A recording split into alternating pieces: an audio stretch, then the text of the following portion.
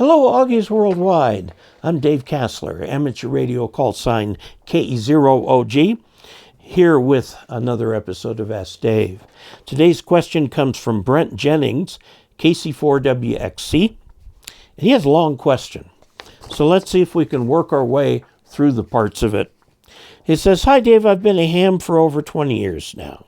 Sadly to say, because of work and relocating, I've been inactive for the last 20 years. Well, I'm assuming that you have kept your license current. If you have, to operate, all you need to do is start operating. I would make sure that the FCC has your most current address." Okay, that puts me behind. I've watched your videos on grounding and bonding and found a lot of good information.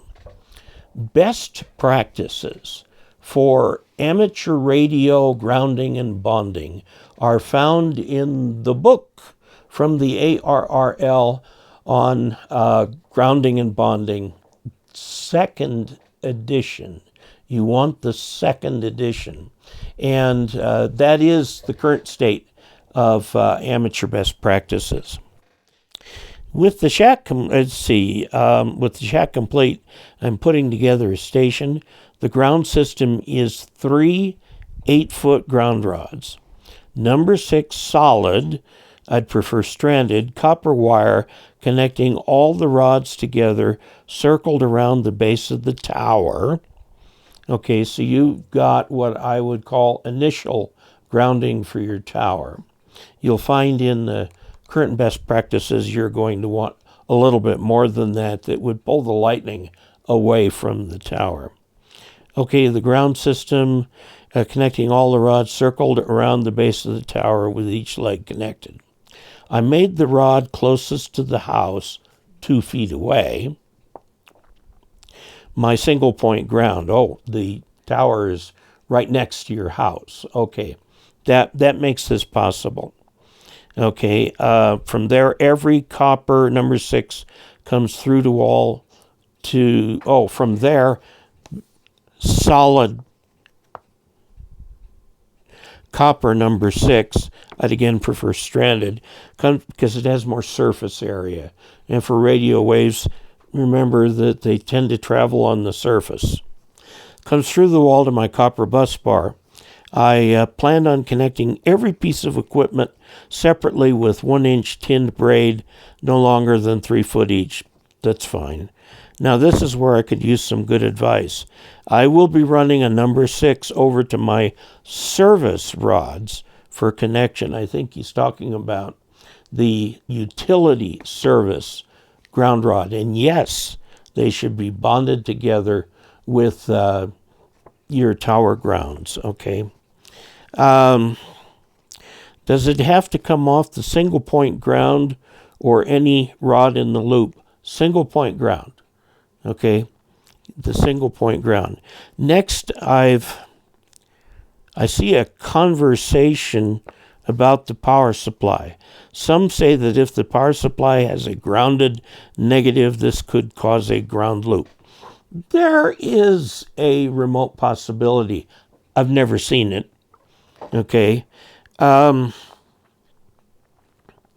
You can, usually the grounding, the power supply does not have a separate connection for grounding, but you certainly can. Now, in many cases, the 12 volt coming out of the supply, which will be coming to the grounded side of your radio, is also connected to the green wire ground that's in your power supply. And that's where it is possible to have a ground loop. But I will tell you, despite anything you may have heard from other famous hams, do not ever defeat the green wire or third wire ground. Leave it in place, okay? Now, I'm not sure about strapping the supply case to the bus. You certainly can. My experience tells me to bond everything. Any advice would be greatly appreciated. You can certainly bond it. It's not a problem. I have seen a lot of guys on the internet with bad info. Oh, yes, the internet's full of it. I'm glad to see someone taking the time to actually help with these problems. Okay, like I said, the ARRL's second edition book on grounding and bonding is the repository of amateur best practice for grounding. Okay?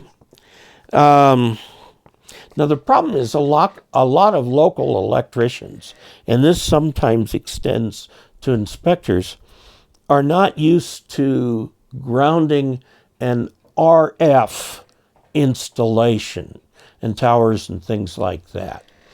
Some of them are very experienced with that. Now, in my Ask Dave number 8, I make reference to a Motorola document that is available online, and that's an excellent guide for grounding RF installations.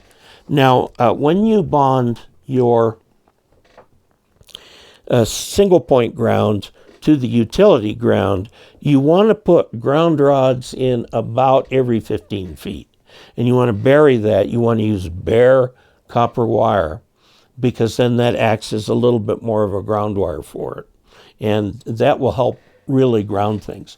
The purpose of this is not to ground lightning. You try that at the tower, but what happens is if the electrical lines in your house go up to a higher voltage, you want them all to go up together. And that's why you bond these grounds. They go up together and come back down together. And remember from Ohm's law, it is the difference voltage that causes currents to flow. If there's no difference voltage, you'll get not very much current flowing in there. Okay, says his equipment is a TS-890, which is a nice Kenwood radio, Daiwa CN901, Delta 2 with an arc plug, that's a coax switch, and that needs to be grounded separately too. And the supply is an Astron RS35M, and that is the analog, I believe. It's a pretty good sized box. And the M means it has a meter on it. Also an RS20M, probably for his VHF and UHF equipment. By the way, under most circumstances, that RS20M will run your HF equipment. The 35 is a better bet. The 35 has got 15 amps, 12 amps left over after powering your radio, and so you can also put your VHF, UHF equipment on that power supply too. Both have sat in a box for about 20 years until just before this Christmas. Both are still in good working order. Yeah, those Astron power supplies were very well built. They are transformer based, and they're made of things that don't deteriorate with time. There's a little logic chip in each one of them that handles some of the switching and so on. And I had one of those blown out by lightning once. I replaced it for $1, and everything started working again. Says, thanks in advance and best wishes. Brent, there you have it. I hope you find that helpful.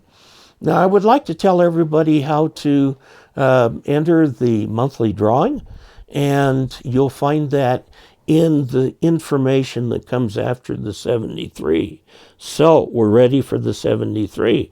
Until we next meet, 73.